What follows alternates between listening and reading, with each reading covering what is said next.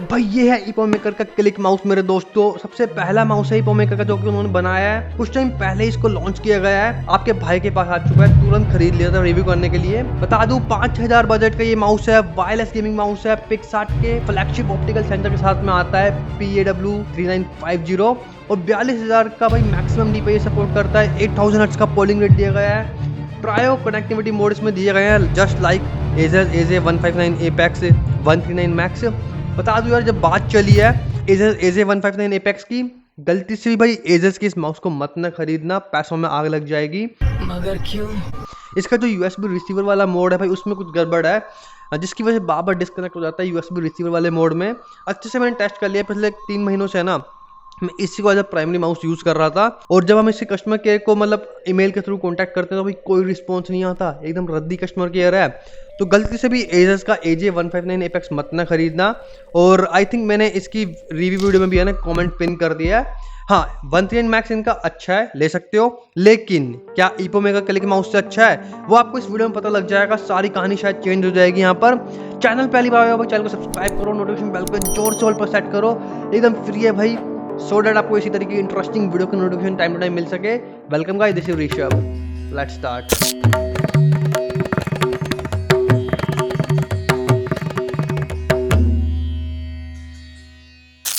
भाई आप देख सकते हो कुछ इस तरीके की पैकेजिंग में हमें इपोमेकर क्लिक माउस देखने को मिलता है। अनबॉक्सिंग करने से पहले बता दूं, रिव्यू करने के बाद भाई ये प्रोडक्ट मेरे किसी भी काम का नहीं होने वाला, तो मैं आप में से किसी एक व्यूअर को भाई डिस्काउंटेड प्राइस में ऑफर कर दूंगा।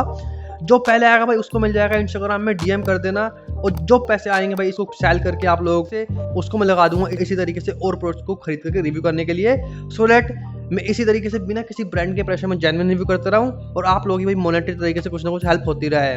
खैर फटाफट से दोस्तों डब्बा खोल लेते हैं और देखते हैं क्या माल मसाला में इसके अंदर देखने को मिलता है। तो भाई सबसे पहले हमें हमारा माउस अच्छी सी रैपिंग में मिल जाता है। देख सकते हो यहाँ पर अच्छी खासी भाई ये फोम लगा रखे, सो दैट रास्ते में ट्रांसपोर्टेशन का टाइम इसमें कोई डैमेज हमें देखने को ना मिले।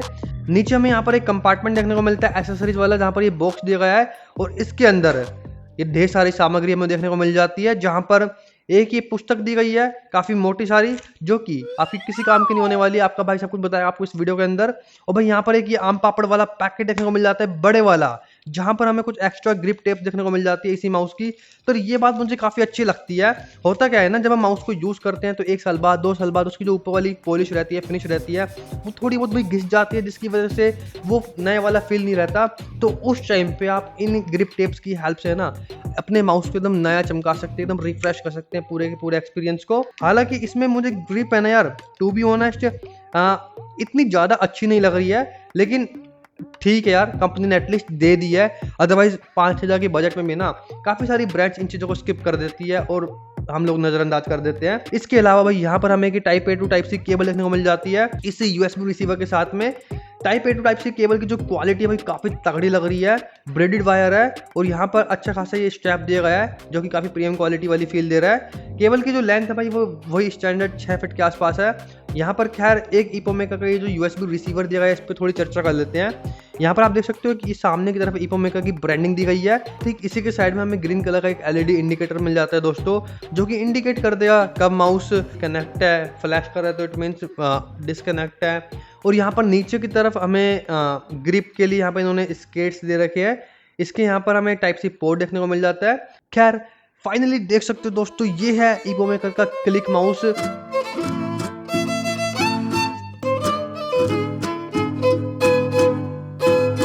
वाइट कलर वाला वेरिएंट मैंने मंगवाया है, सो दैट थोड़ा ब्लैक कलर की है ना जो मिडल व्हील में टचिंग दी गई है उसका अलग फील आ सके। प्योर ब्लैक कलर वाला वेरिएंट भी अवेलेबल, आप चाहो तो देख सकते हो, डिस्क्रिप्शन में बेस्ट बाय लिंक दे दूंगा। और भाई अगर आप इपोमेकर की वेबसाइट से खरीदते हो कोई सा भी प्रोडक्ट तो आप ऋषभ कूपन का यूज़ कर सकते हो, आपको इंस्टेंट 500 रुपये के आसपास का ना डिस्काउंट मिल जाएगा किसी भी प्रोडक्ट में इपोमेकर की वेबसाइट पे। तो खरीदते हो तो उसका बेनिफिट लेना बिल्कुल भी मत ना भूलना।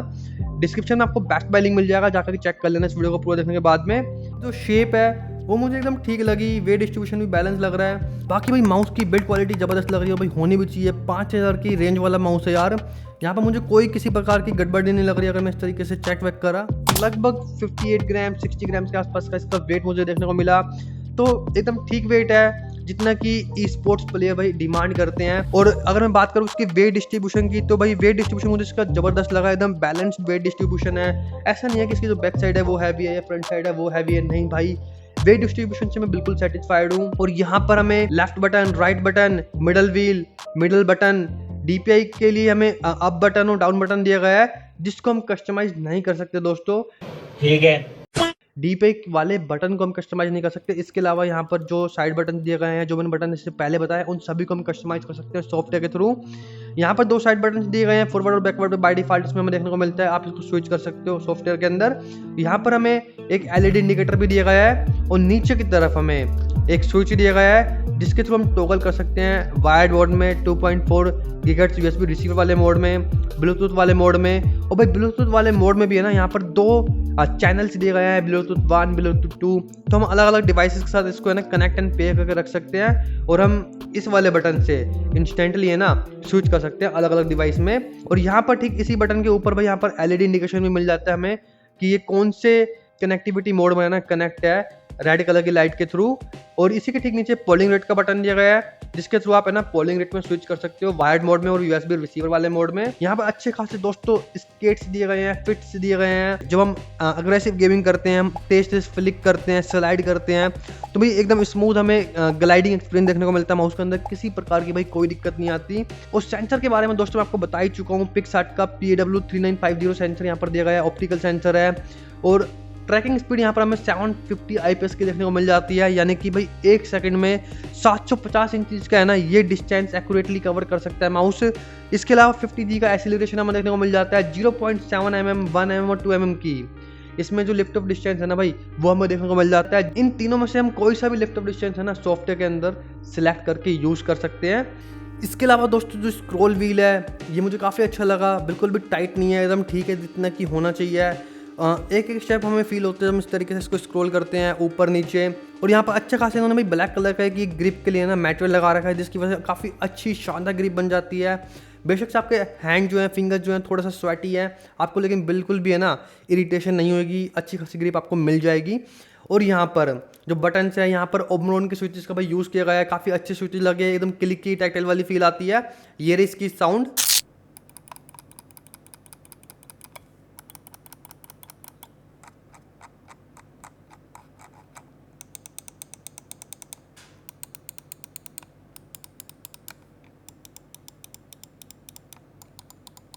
यहाँ पर इसकी भाई जो कनेक्टिविटी स्पीड है भाई बहुत फास्ट है, तुरंत जैसे ही मतलब हम इसको कनेक्ट करते हैं और माउस को 2.4 गीगाहर्ट्ज USB रिसीवर वाले मोड में डालते हैं, तो भाई इंस्टेंटली विद इन कुछ मिली सेकेंड्स है ना ये कनेक्ट हो जाता है, जो कि मुझे काफी अच्छी लगी। और Asus AJ159 Apex की तरह यहाँ पर बिल्कुल भी मुझे कोई भी 0.1% का भी है ना कोई इशू देखने को नहीं मिला। मतलब एकदम शानदार आपको एक्सपीरियंस मिलेगा जब आप USB रिसीवर वाले मोड में इस माउस को यूज करते हैं। और बता दूं जो 8000 हर्ट्ज पोलिंग रेट वाला कंपनी क्लेम कर रही है ना, वो हमें वायर्ड मोड में और USB रिसीवर वाले मोड में ही जो है देखने को मिलेगी।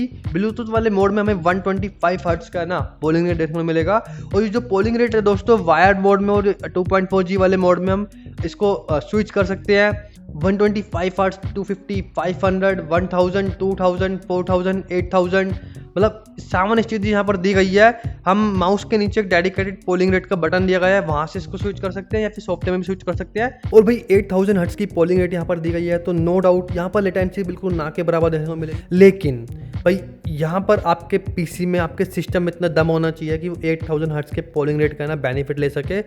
मोस्ट ऑफ द टाइम से देखा जाता है 8000 हर्ट्ज के पोलिंग रेट में जैसे हम स्विच करते हैं तो CPU पे, PC पे लोड आ जाता है, जिसकी वजह से हमें उल्टा फ्रेम से ड्रॉप देखने को मिल जाते हैं। तो इसी वजह से मैं कह रहा हूँ 8000 हर्ट्ज के पोलिंग रेट का बेनिफिट वही यूज़र ले सकता है जिसके PC में ताकत है, हाई एंड PC है। अदरवाइज आप उससे थोड़ा कम 4000 हर्ट्ज, 2000 हर्ट्ज के पोलिंग रेट में भी खेल सकते हैं। और भाई मुझे इससे छोटी सी एक शिकायत है, यहाँ पर इन्होंने चार्जिंग का है ना कोई मैकेनिज्म नहीं दिया है, जैसे कि चार्जिंग डॉक में हमें देखने को मिलता है कुछ और माउस के। यहाँ पर अगर चार्जिंग का भी ऑप्शन दे देते हैं ना तो आई थिंक ये ज़्यादा यूज़फुल बन जाता। इसकी बजाय अगर ये सीधा वो टाइप USB रिसीवर दे देते PC में लगा और चालू, तो भाई टेबल में है ना आपका स्पेस बच जाता है, क्योंकि यहाँ पे कोई ना तो RGB दी गई है जो कि हमारे डेस्क को एनहेंस करे, और ना ही यहाँ पर कोई चार्जिंग का ऑप्शन दिया गया है जिससे कि हम माउस को तुरंत इस पर रख करके चार्ज करके थोड़ा स्टाइल मार सकें। बस ये इस तरीके से रखा रहेगा टेबल पर और थोड़ा स्पेस कवर करता रहेगा। इसके अलावा दोस्तों यहाँ पर हमें 42,000 की DPI देखने को मिल जाती है, 800, 1600, 800, 800 यार, 1600, 2400, 3200, 5000, 42,000, इस तरीके से 6 स्टेजेस यहाँ पर दी गई है। वो हर एक स्टेज के DPI लेवल पर है ना हमें इस LED इंडिकेटर में इंडिकेशन मिल जाता है कलर्स के थ्रू कि हम कब कौन से DPI के लेवल पर है। जैसे कि 800 पे रेड, 1600 पे ग्रीन कलर, 2400 पे ब्लू, 3200 पे येलो, 5000 पे सियान, 42,000 पे पर्पल कलर। तो नो डाउट काफ़ी यूज़फुल है ये, तुरंत हमें LED का कलर देखते ही पता लग जाएगा हम कब कौन से DPI के लेवल पर है। और सॉफ्टवेयर में हम सारी चीज़ों का ना भाई कस्टमाइज कर सकते हैं। मैं सॉफ्टवेयर में तुरंत आने वाला हूँ। बात करें दोस्तों इसके बैटरी के बारे में, तो 500 mAh की दोस्तों यहाँ पर बैटरी दी गई है, जो कि मुझे लगता है एजस के AJ159 एपेक्स से ज़्यादा बन जाती है। और ऊपर से यहाँ पर क्योंकि RGB का कोई पंगा नहीं है, तो बैटरी बैकअप हमें काफ़ी अच्छा देखने को मिलेगा।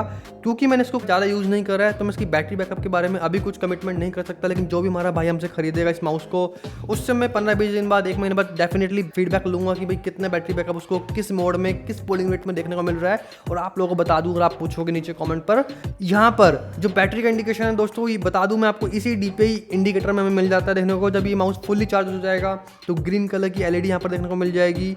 जब यहाँ पर लो बैटरी होगी तो भाई रेड कलर की बैटरी लाइट है ना फ्लैश करने लग जाएगी।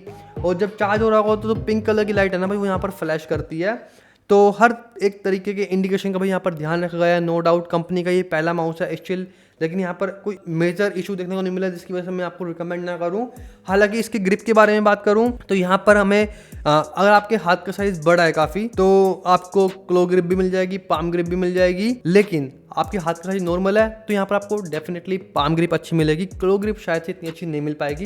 ये सब्जेक्टिव है, हाथ के साइज के ऊपर डिपेंड करता है। मुझे तो इसमें पाम ग्रिप भी अच्छी मिल रही है, क्लो ग्रिप भी अच्छी मिल रही है, क्योंकि भाई मेरा हाथ का साइज थोड़ा बिगर साइड में आता है। यहाँ पे ग्रिप थोड़ी और अच्छी हो सकती है, स्पेशली साइड ग्रिप दोस्तों। जो साइड ग्रिप है, गर्मी का मौसम आ चुका है, अगर रूम में AC ऑन नहीं है, हाथ में स्वेट आ जाता है, तो उस दौरान ज़्यादा स्वेटी फिंगर्स होने की वजह से थोड़ा सा स्लिपरी लगता है, थोड़ा सा बिल्कुल। लेकिन रूम का AC वगैरह या फैन वगैरह भी ऑन है ना, तो बात बन जाएगी, कोई दिक्कत नहीं आएगी। लेकिन हाँ भाई, ग्रिप टेप्स दी गई हैं तो उसका यूज़ करके हम इसको ओवरकम कर सकते हैं। एक बार सॉफ्टवेयर के बारे में बात कर लेते हैं दोस्तों। आप देख सकते हो कुछ इस तरीके के यूजर इंटरफेस का है ना, हमें सॉफ्टवेयर देखने को मिल जाता है। यहाँ पर सबसे पहले हमें माउस की टैब देखने को मिलती है।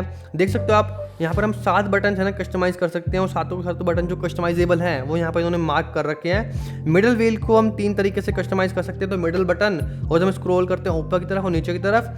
DPI के जो 2 बटन दिए गए हैं ना भाई, उसको हम कस्टमाइज नहीं कर सकते, साइड बटन को कस्टमाइज कर सकते हैं। और यहाँ पर जो हम फीचर इसमें असाइन कर सकते हैं वो यहाँ पर दिए रखे हैं सारे। मीडिया में या माउस के हम बटन्स को आपस में रिप्लेस कर सकते हैं, लेफ्ट क्लिक को राइट क्लिक से, राइट क्लिक को लेफ्ट क्लिक से, या माउस के बटन्स को रिप्लेस कर सकते हैं। जस्ट लाइक लेफ्ट बटन को हमने साइड बटन से रिप्लेस कर दिया और साइड बटन को लेफ्ट बटन से। और इसके अलावा जो अगली टैब दी गई है वो यहाँ पर DPI की देखने को मिल जाती है। यहाँ पर आप DPI के जो 6 स्टेजेस दी गई हैं उनके साथ खेल सकते हैं, कोई भी लेवल सेट कर सकते हैं।